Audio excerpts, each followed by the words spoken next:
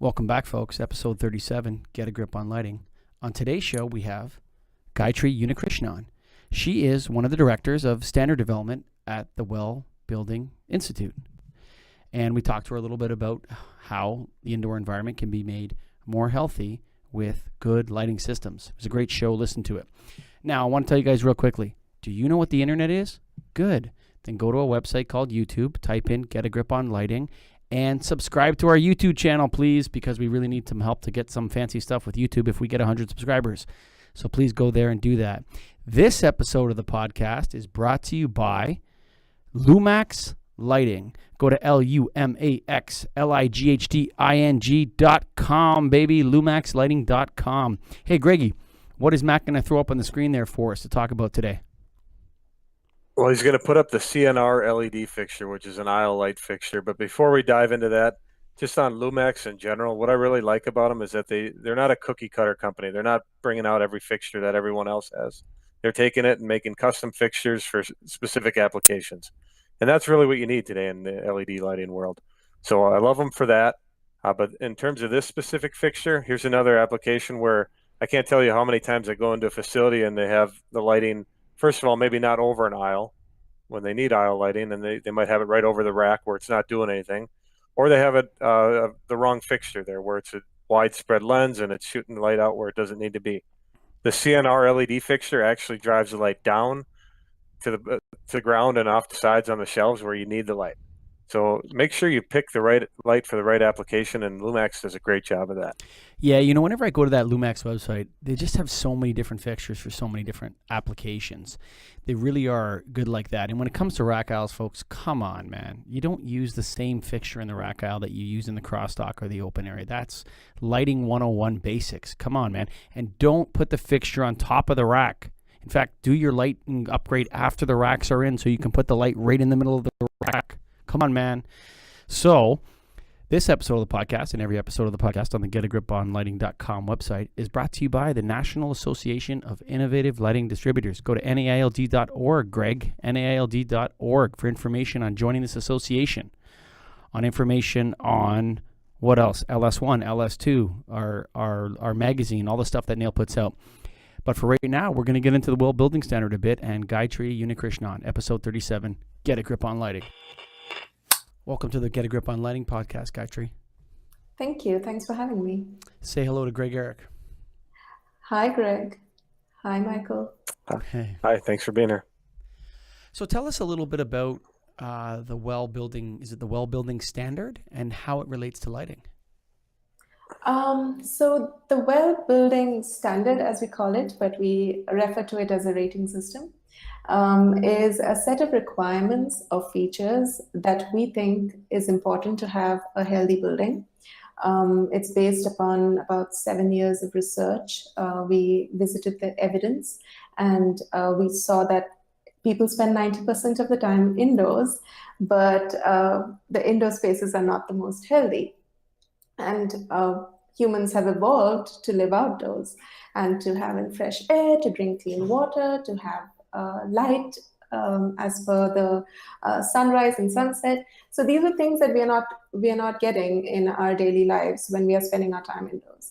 So the Well Building Standard aims to hit upon a few features, a few important aspects of what a building should be to have healthy occupants. So we touch upon concepts. We have about 10 concepts. One is air, then we have water, nourishment, movement, light, acoustics, thermal comfort, mind, community, and materials. So we've bucketed the requirements into each of these concepts. These concepts address different fields, they address different professionals, and we bringing them all together, we have the Well Building Standard. So it's like BOMA Best or LEED certified for a healthy building. Kind of, yeah. Okay. I noticed in your LinkedIn profile, because I went to see it before we for the show, I noticed that you listed yourself at a former job as a lighting engineer. Now, I've been quoted as saying on this show that there is no such thing as lighting engineers. Is that a real certification, or is that something that you just thought, gosh, I'm an electrical engineer, but I really know a lot about lighting, so I'm a lighting engineer? Or is that a certification provided by a accredited institution? So that's an interesting topic you touch upon. My bachelor's is in electrical engineering. My master's is in architectural lighting design. Two of my jobs, the position that was given to me was lighting engineer, which is, in all honesty, like you mentioned, I don't quite know where it came from, but since that was a position that was given to me, that's why I recorded in LinkedIn for full transparency. But like you said, does lighting engineer mean that you're looking at the optics? Does it mean that we're looking at the physics? So you'll have to ask my previous bosses or HR departments. Well, now that we've cleared that up, that I'm still right that there's no such thing as a lighting engineer. You might be right. Yeah, I might be right. I will connect you. I will connect you to my previous HR department, all right, and I cool. would be happy to listen in on that. So maybe it's a title at that particular institution or job. Yes. So the well building standard, when you're looking at it from a lighting perspective, what are the key factors that are involved in a building that meets the well building standard from a lighting perspective? So there are a bunch of things, as you may have noticed. The first is you need to be able to see. So the basic requirement, you would be surprised. One of the main things that I think people should take into account is the ages of the occupants in the buildings. Right now we have 3 generations of occupants living and working in the same building. We have adolescents or people under the age of 25. We have 25 to 45, and we do have evidence that shows that macular degeneration starts taking place around the age of 45, and you need more lighting support. So we have different age groups there, and so just making sure that the visual requirements of those age groups are met is important. The second is circadian lighting, or understanding the non-visual impacts of light, and making sure that it is understood, and it has been taken into account. You'll notice that from well version 1 to well version 2, we have removed circadian lighting with electric lighting as an optimization, as a precondition to an optimization. This means that for projects pursuing the first version of well, they needed to meet the circadian lighting precondition. They needed to meet the light levels mentioned in that feature to become well certified. In version 2, you either have good daylight or you have to meet the circadian lighting precondition. So that brings us to the third point, which is access to daylight. Now, access to daylight, this can be either in the form of having windows or providing access to occupants to break rooms, to rooms where they can just go and hang out for an hour or so, that have great windows that provide them with that exposure that they need. We have evidence that shows that exposure to daylight has an impact on your mental health as well. So that's something to take into account. We also talk a little bit about flicker, about glare. Glare has been associated with migraines, with headaches. It's something that we need to talk about.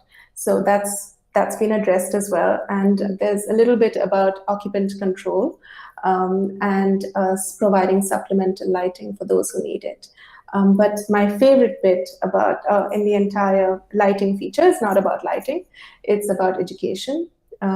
We know that even if you provide the perfect building with great design, if people don't understand what each design intervention is for, what they can take from the design intervention and apply to their personal lives, we can't make a huge impact. So there is this little educational element in the lighting section that I'm hoping will make a huge impact in people's lives and in their families' lives as well. So now, who founded the institute? I'm sorry, I want to dive in a little bit more on the background, but who founded the institute? So the institute was founded by Pete and Paul Shala. They were working at McKinsey. They're the youngest, no, sorry, not McKinsey, Goldman Sachs. They were the youngest partners at Goldman Sachs, the twins. And they found that there's a huge gap in the market. All this evidence exists, and people are not doing anything about it. So they gathered a group of practitioners, of researchers, of experts, and they started revisiting what needs to be done to make a building well. What needs to be done to make a building healthy, especially since we're spending so much time indoors. So while they were working, so you can imagine their very hectic jobs, they were also exploring what can be done with all this information. And that's how the Well Building Standard came to be in 2014. Okay. So we have done 2 podcasts on Okay. Flicker, LED Flicker, one with Dr. Arnold Wilkins in Britain, and one with John Davenport at Energy Focus. And we name things on our show. So that theme is called First Do No Harm. So because we had solved the flicker problem with electronic fluorescence, and we've kind of reintroduced it on a mass scale with LED. Yeah. And it's a very serious problem, LED flicker, in that a large portion of the deployed technology is not IEEE 1789 standard compliant, or whatever you call it. So flicker is something that we know is bad. So it's not good, but it's like flicker is like a do no harm situation. And then I know that for sure that exposure to daylight is good. Tell me about the evidence you have that demonstrates that you can recreate circadian friendly artificial lighting and that it actually works. Okay. So you've touched upon a couple of things there. Daylight is good, yes. Daylight has mental and physiological benefits. The reason that everyone loves daylight is because it's been associated with a reduction in stress. Having a great view helps with productivity. On the other hand, for circadian entrainment, we are talking about the physiological benefits. So let's remove the mental health aspect of it. Let's remove all the positive productivity aspects of it. It does have an impact on mental health. It does have an impact on productivity, but it's because it's physiologically right. But you're talking about natural daylight now, not artificially created circadian friendly lighting. So I'm going to come to the circadian friendly light. So the reason that circadian friendly light was introduced is, truthfully speaking, right now in a lot of offices, people don't have access to windows. The light levels have gone down substantially because of energy codes. Everyone's trying to do the bare minimum. There's this excuse that everybody seems to fall back on, saying that everybody's working on screens, you don't need enough light. And then you go back home and you switch on the TV. Right? Or I sit in front of my 60-inch TV that my husband insisted on buying. But because of that difference or that contrast that's there between day and night, your body doesn't know when it's day, when it's night. You are not forced to step out of the office. You're not once you get into the office, there's no reason to go out until it's dark. And that kind of ends up having our body in a confused state, which is where the circadian lighting element came into play. So currently we have requirements for about 150 ml and 240 ml, and that's mainly because you need that light level just to let your body know that it's daytime. It's nowhere close to how much we would get if we step out. It's nowhere close to how much light we'll have if we take a walk in the park or if we decide to work outside for a day. But it does create that contrast that we need between night and day to let our body know, hey, this is daytime, you need to wake up, and kind of help with the circadian entrainment. Okay. So what I'm asking though is, can you simply apply more artificial light to a indoor space and have it? Do we have proof, or is it just the thinking that, hey, because you go outside and there's more lux from the sun outside than you would get inside? Is it anecdotal that you're assuming that more artificial light is good, or is there a study that Yes, of course. proves that, hey, if you blast somebody with 100 lux, it will at noon and then lower it or something like that, that this Yes, will of course. actually help with their circadian rhythm? There are several studies. And I can share them with you. But there have been studies where people have been put in rooms at night and exposed to light, and then their circadian rhythms have shifted. There have been studies where people have been put in rooms for continuous days, and then they're exposed to light at specific times, and their circadian rhythms have been tracked. Yes, there are studies showing that the light exposure at different times of the day has an impact on your circadian rhythm. Using artificial light. Using artificial light, using electric light. Wow, that's new. Greg. So as far as the buildings go, or you have those different features, those 10, I think you call them concepts of light and nourishment and all that. Do you have to meet a certain level within each, or do you have to meet a portion of each in order to be qualified as a what do you actually call it when you're qualified? We call it well or certified? Yes, that's a great question. So we require now, depending on the version that you follow, you do need to hit a certain number of points, or you do need to meet certain features before you can even qualify to be well certified. So depending on the number of points you achieve or the number of features you decide to pursue, you can get well certified silver, well certified gold, or well certified platinum. As you can imagine, similar to LEED, well certified platinum is when you have achieved 80 plus points. Well certified gold is from around 60 to 80, and well certified silver is 50 to 60. So how many points can you get? Sorry, how many points can you get on just lighting? If you did all the lighting to the perfect degree, how many points is that? So for version 2, because we wanted to be fair to all concepts, we have capped it. We have capped the maximum number of points you can achieve per concept to 12. Do need to, our features are divided into preconditions and optimizations. You need to achieve all preconditions across all concepts, and you need to achieve a certain number of optimizations per concept. So that means that you're achieving certain features across all concepts, and you're also achieving a certain number of optimizations across all concepts. But you can choose to max out on however many concepts you want to. And do you feel that all of these concepts, or with every concept, is there a cost associated, or are there low-cost options that anyone can do and should do that all of a sudden get you points for this? So we've been trying to be very mindful of the equity portion of it. That was one of our kind of leading goals when we worked on V2.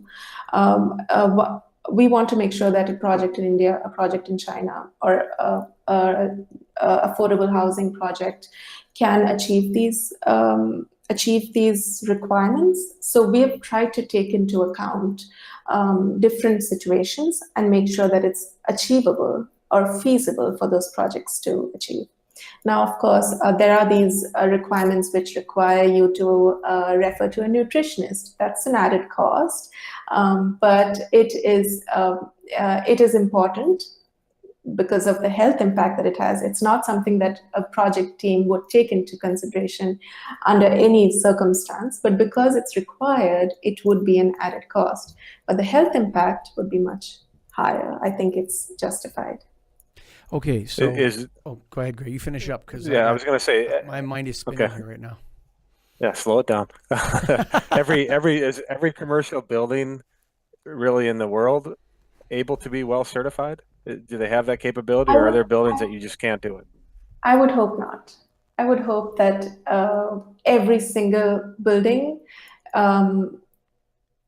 can achieve well certification if they try. So if there's a space with no windows, if they implement electric lighting that have the circadian impact that we need, yes, they can get well certified. But as is, I would think no. But we want to believe that it is achievable. They can take steps to get there. Can I talk now? You go ahead. Jump in. Okay. Get after it. You're going to have to excuse my skepticism on this, okay? And it's not that I don't believe you, but we've interviewed other people on the health effects of lighting, and largely they have told us that nothing is definitive right now. Yeah. And that, you know, we're really just in the exploratory phase of improving circadian photobiology using artificial light. And that there's been no double-blind surveys or studies done where they could prove causationally that circadian rhythms and photobiology were improved using artificial light. You have multiple studies that prove this.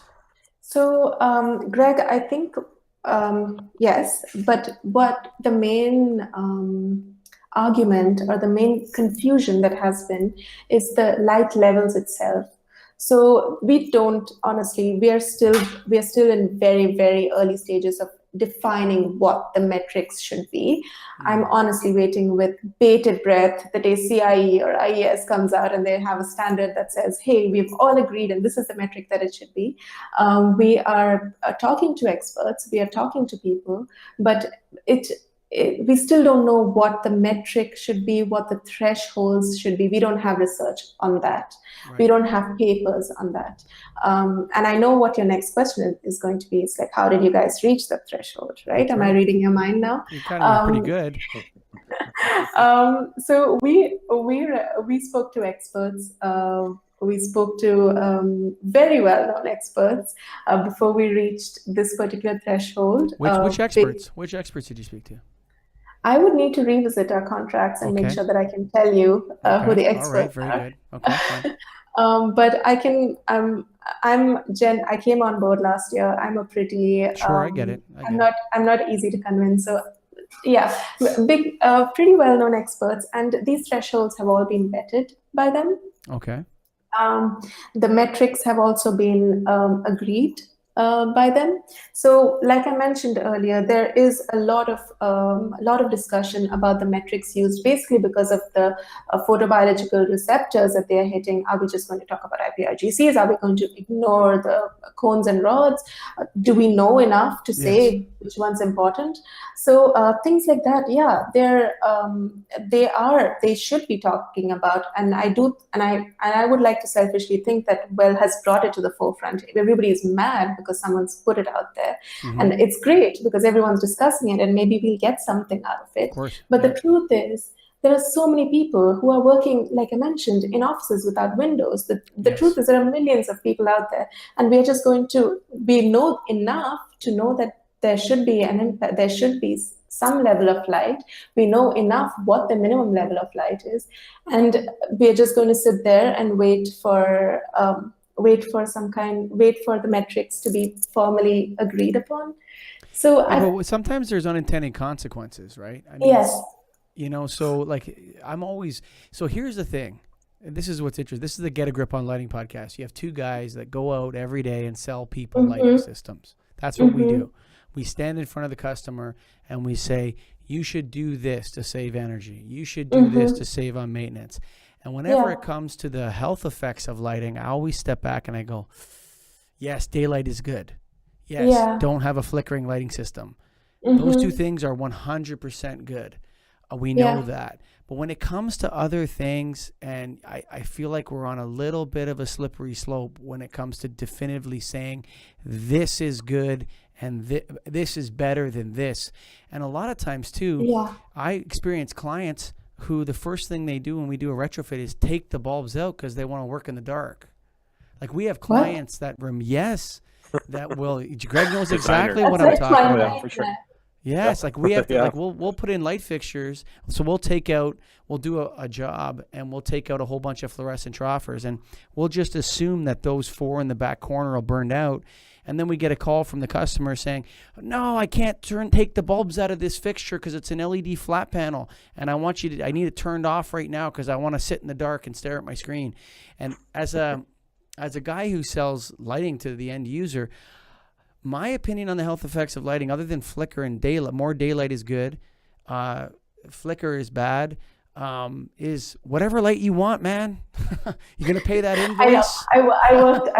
I worked with a lighting manufacturer when LEDs first came out. Sure. So that was a hard sell. But I completely, I think I can agree with you. It's like, okay, whatever you want, just make sure that you're happy. You touched upon a very interesting point. A lot of the complaints that we receive are the space is just too bright. Like, what do you guys think you're doing? And it's also something that we've been conditioned, right? We faced a similar problem with one of our air features, wherein we say you cannot open windows if the air outside is bad. You shouldn't do that. It's not good for your lungs. And we have proof that it's not good for your lungs. But then we have project teams, and we have people coming back and saying, hey, but are you going to take away the right to open windows? I mean, it's a cultural thing. If you go back, if you go to Bombay, and you know how bad Bombay pollution is, and if I tell my aunt that she can't open her window, she will be up in arms. Sure. So it's a cultural thing. It's something that we've grown up, that we've been conditioned to do, but it's something that we need to start talking about, start having education about.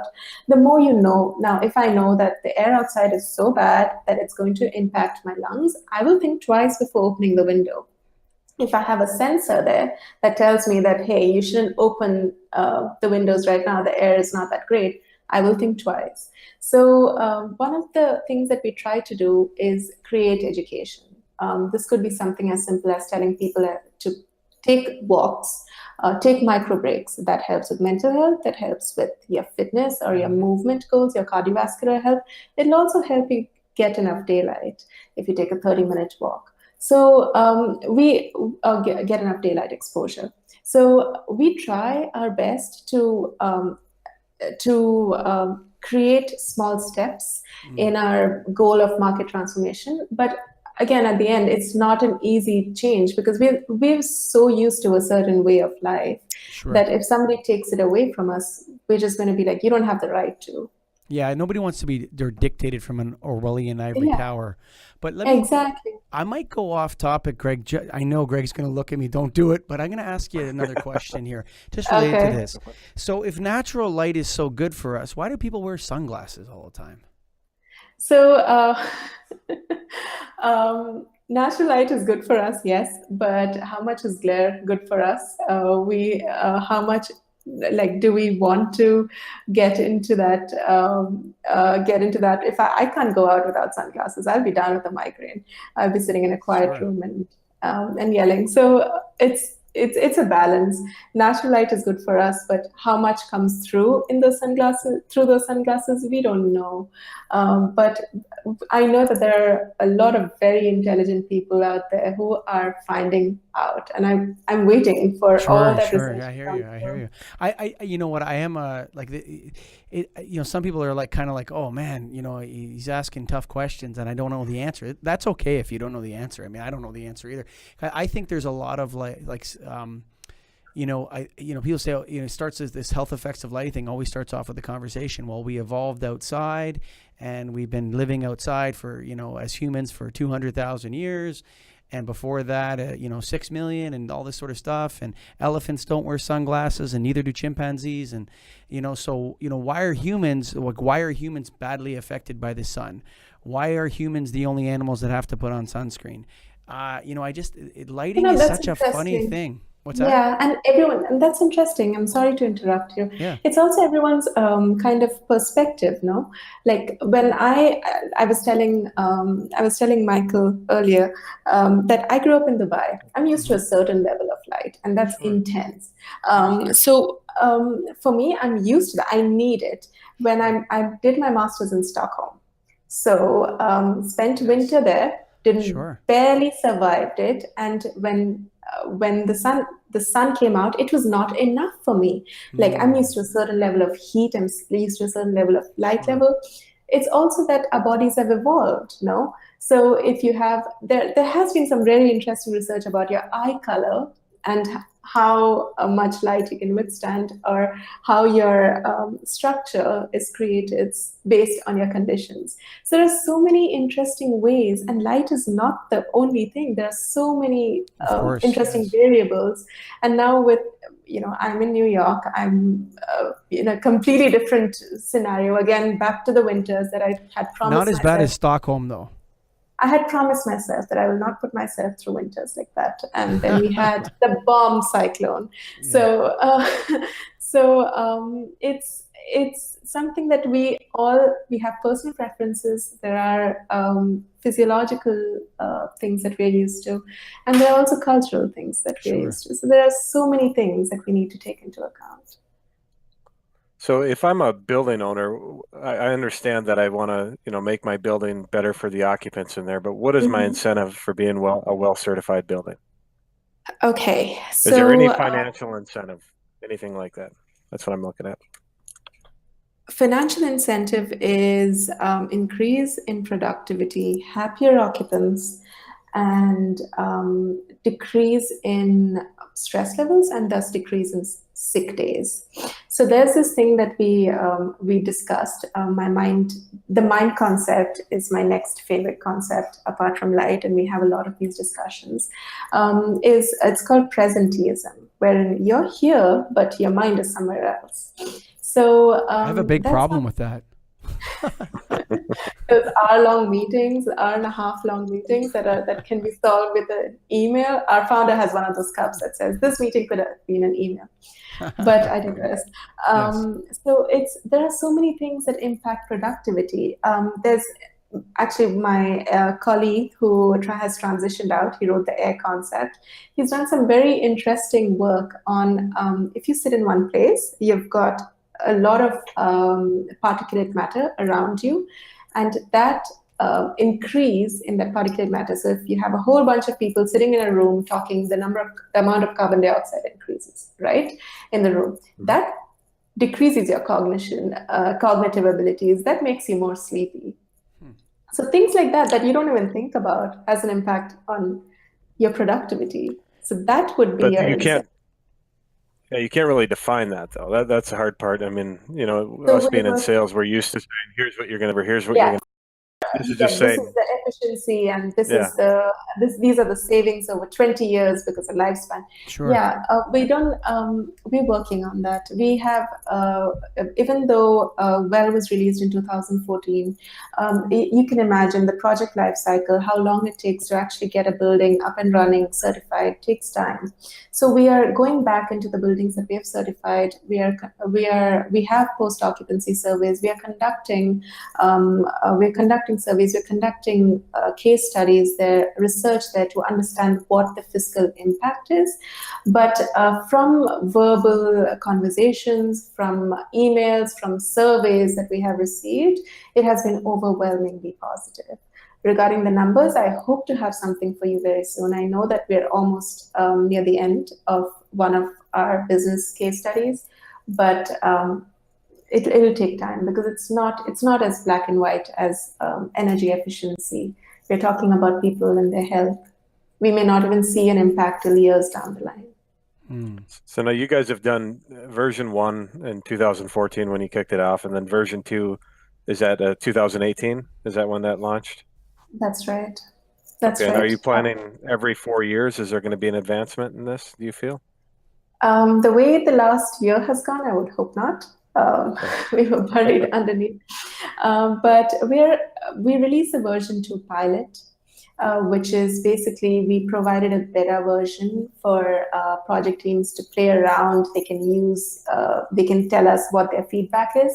And after we've received all the feedback and after we've kind of honed and evolved WELL v2 pilot, we'll graduate it into WELL v2. So that's when the graduated standard will be out. But we don't have any plans of updates yet. We will be conducting regular updates through our quarterly addenda cycle. We'll also be introducing pilot features. So when there's a hot trend or when there's some research out there, some of the concept leads, the people who are leading the other concept, have left certain controversial topics to the side. They'll address it once we have a chance to touch base with our advisors, which are a group of experts each concept has. So we'll be adding in features, we'll be adding in functionalities, we'll be evolving it. So it'll be a growing standard or a growing rating system. And now I see this from your website. I'm not going to make you memorize it, but it says you have 935 well projects with 175 million square feet. We reached 935. Great. Yeah, in 35 countries. So, Mhm. is there one country or one region you're much heavier concentrated in, or is it broad and even throughout? So China is actually leading. We've had immense interest from projects in China. We've got a wonderful team out there who work with teams in China. They've been so open to, well, again, I think everyone's very aware of the air quality issues. They're very aware about having good quality air indoors. So China has definitely been our number one uptake or a number one adopter. Australia has been wonderful as well. We have projects in UK, in the US, of course, and we have projects in Europe. Of course, that's not to say that there are 30 something other countries, but Right. these have been the main places where people have been adopting on a mass scale. Okay. Ooh, so, yeah, it's interesting. I think that there's various degrees of development within the 10 areas. Some of the areas would be far more advanced, like air quality you can measure flat out, right? Or can you? We don't want to get this to the lighting show, but there's certain things I'm you glad can that measure. this is not an error. Well, yeah, yes and no. So There's a it's lot of Yeah, go lot ahead. of Go ahead. discussion about what sensors you should use. So yes, we're trying our best to do what we have with the information that's out there. Okay, cool. Ooh, that was a good podcast. What's the Well Building Standards website? It's wellcertified.com. Well Certified. I Visit like it. the name. I got to say that Well Certified really rings off the tongue real nice. It does, doesn't it? There's also, can I plug in? There's also Sure. the Build Well app on the App Store. It's my favorite thing. So Okay. if you download it on the App Store, you can access the standard or the rating system, but you can also access the wellographies, which I mentioned earlier. So all Okay. the research that we've done, you can read through it, and if you find something interesting, if it means that you switch off the TV earlier, then it's a good thing for us. I just listened to the Get a Grip on Lighting podcast over and over. Okay, I'll promise to All the listen to Get a Grip on Lighting, and you can read the wellography. There you go. All right. Well, thank you very much for coming on the show. Thank you. Thank you for having me. This is really enjoyable. I enjoyed Good. it as Thank well. you. Whoo, man, Lumax Lighting. Go to LUMAXLIGHTING.com, baby. LumaxLighting.com. You know, Greg, the selection of Lumax at LumaxLighting.com is really unbelievable, especially that CNR light, the aisle light. Tell us a little bit about it. Yeah, so it's a specific or light meant specifically for aisles, and it gives you anywhere from 7,000 up to 33,000 lumens, and anywhere from about 150 to 170 lumens per watt. Guiding the light where you need it is important in any application, and especially if you're going to be lighting an aisle, pick the right fixture, and this looks like the right fixture to me. Yeah, you know, Lumax has such a huge selection of different fixtures. I think that CNR light's got a sensor on it too. And, you know, It aisles has are capability. Yep. Yeah, such a great application for occupancy control. It's probably, I would say that most rack aisles are probably the number one simplest application to deploy lighting controls. And wouldn't you say, Greg? Yeah, it makes a lot of sense. They're not always being used, so why not turn them off when they're not? And if you got to do that, you got to go to lumaxlighting.com. That's LUMAXLIGHTING.com, baby. And they got a ton of products there. Check them out. This episode of the podcast and every episode that you see on the getagriponlighting.com website is sponsored officially by the National Association of Innovative Lighting Distributors. Go to NAILD.org, man. NAILD.org to join the association that Get a Grip on Lighting host and co-host are members of. Also, while you're on the website, quickly to open another tab, go to YouTube, type in Get a Grip on Lighting podcast, and subscribe to our podcast, man. We need to get 100 subscribers so we can get our own channel name there on the top. So it says youtube.com/getagriponlighting. So go to YouTube and subscribe to us. Hey, don't be afraid to write a review on iTunes or on our website or on Google Play or wherever you listen to this podcast, because it's available in a ton of spots. And thank you to Gayatri Unnikrishnan from the Well Building Standard. Fantastic time. We had a good fun, Gayatri. We really enjoyed having you on. and informing us about how, there's people out there that are measuring and looking at how to make buildings healthier and helping us understand it from a lighting perspective. Thanks for listening, folks. Episode 37, Get a Grip on Lighting.